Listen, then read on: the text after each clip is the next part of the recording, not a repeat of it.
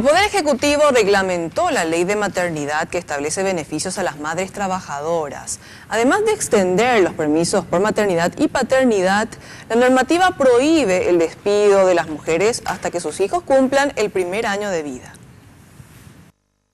El decreto número 7550, firmado ayer, establece que las mujeres trabajadoras tienen derecho a 18 semanas ininterrumpidas de permiso por maternidad, que puede iniciarse 2 semanas antes de la fecha prevista del parto.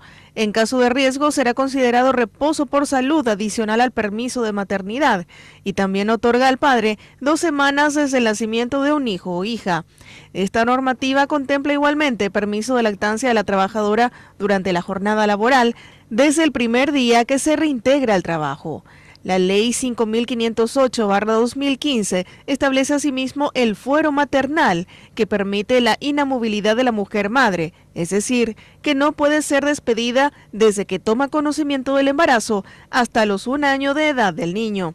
En cuanto al subsidio por permiso de maternidad, se establece un pago del 75% concedido por el IPS a la madre afiliada a la previsional. Igualmente se establece una sanción de 100 jornales a las empresas que incumplan con esta normativa y hasta 150 jornales en caso de reincidencia.